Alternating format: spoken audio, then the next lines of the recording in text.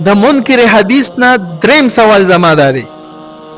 قرآن عظیم الشان کې الله رب العزت فرمای ان عدة الشهور عند الله 12 شهرا في كتاب الله يوم خلق السماوات والارض منها 4 حرم. الله رب العزت فرمای چې د میاشتو تعداد د الله په نسبت باندې 12 دي. میاشت اسلامی سونه دي 12. د کلنا چې الله رب العزت مکه و اسمانونه پیدا کړی دا هغه وخت نه د الله په نسبت باندې د میاشتو تعداد 12 او 12 دي. منها 4 حرم. په دې 12 اسلامی میاشتو کې سلور میاشتې ډېر محترم دي، ډېر عزت والا دي، ډېر حرمت والا دي. اوس سوال لا دی چې دا 12 میاشتې کومه تذکره شو؟ مونږ تاسو ته سویو محرم، صفر، ربیع الاول، ربیع الثانی، جماد الاولى، جماد الثانی، رجب، شعبان، رمضان، ذی قعده، ذی الحجه. صحیح شو؟ دا میاشتې دي کنه. نو دې کې چې کم ترتیب او دا نمونه دي دا راته قرآن نه ثابت کا. اسلامی میاشتو چې کم ترتیب دی دا راته قرآن نه ثابت کا. چې سو پورې بې د احادیثو کتابونه دي نه کولو کړي دا مسله ته نشه حل کوله په قران کریم کې. دویم اعتراض منها 4 حرم. سلور میاشتې پکې ډېری محترم دي. بې دا کمی میاشتې دي. تا نه چا سوال وکړو ته د حدیثو منکر یې صرف ځان ته اهل قران وې نو د قران نه به وته څنګه ثابت ہے؟ قران کې خود دغه سلور میاشتو تذکره د سره شته نه چې دا سلور فلانه میاشتې راته اوخیا چې سو پورې د حدیثو دروازه نه ټکولې راغې پورې د دې آیات مقصد ته نشه رسیدي نشه پوي دي. نو حدیثو کې مونږ ته ویل شوی دي چې دینا سلور میاشتې چې کومه د حرمت والا دي ذی قعده، ذی الحجه، محرم او رجب المرجب. دا سلور میاشتې دا ډېر د حرمت والا دي. نو بھائی حدیث منل دا حکم قرآنی دی. دا د سینه دی چې بھائی دا خپل طرف نه مونږه اضافه کړی دا د شریعت سلور دلایل دي. سو سلور. نمبر 1 کتاب الله قرآن کریم. نمبر 2 سنت رسول د نبی علیہ السلام احادیث مبارکہ. ٹھیک شو. نمبر 3 اجماع امت.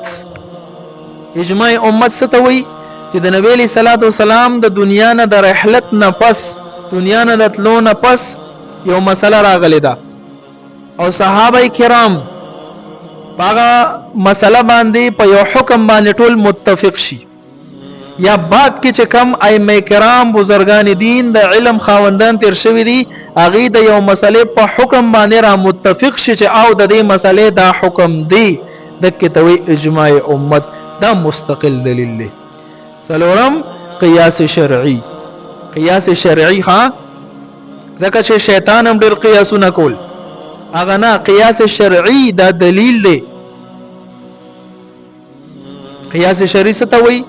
مثلا یو جدید مسله را پیښ شو چې قرآن او حدیث او اجماع کې صراحت سره دغه حکم مونږ ته نه دی معلوم، مونږ ته ظاهر نه دی، مونږ ته معلوم نه دی. نو مجتهد بیا د څه کار کوي چې وای په قرآن کې په حدیث کې په اجماع د امت چې کم مسائل دي پاغه کې غور فکر کوي چې د دې جدید مسلې په شان مسله پاغه کې شته کو نشتا، د دې مسلې سه اصل سه بنیاد په قرآن حدیث اجماع کې شته کو نشتا. کو د دې په شان یو مسله پیدا شي نو بیا هغه مسله کې چې کم حکم لګیدل دی غور کی چې بدغه مسله باندې دا حکم د جواز یا د حرمت لګیدل دی د دې اصل وجه او علت څه دی، سبب څه دی. نو چې کله هغه سبب او علت پیدا کی او هغه سبب او علت به د جدید مسله کې هم موجود وو مجتهدین فرمای الته دغه سبب په وجه حکم د حرمت لګیدل دی لہذا دغه سبب په وجه دلته هم حکم د حرمت لګي دا به حرام وي. مثال سره وضاحت کوم دته د شراب متعلق حکم دار چې دادی حرام وی حرام ولیدي وجه صدا وی دي کې نشه ده د دې نشي په وجه باندې حکم د حرمت لګیدل دي. اوس په دې دور کې بنګ دی بنګ چرس دي داسې نور نشي والا سيزونه شو نو د دې بنګ حکم په قران حديث اجماع کې صراحت سره نشتا. نو مجتهدین غور وکړو چې بای شراب باندې حکم لګیدل د حرمت زکه چې دای کې نشه ده نو دا نشه خو په بنګو کې موجود ده کنه لہذا د دغه نشي په وجه باندې با په بنګو هم د حرمت حکم لګي بنګم حرام دی هر نشه اور سیز حرام شو په دې ته وی قیاس شرعي. نو دا سلور دلایل دا هر مسلمان صاحب عقل صاحب علم په نسبانه دا سلور دلایل دا معتبر دي.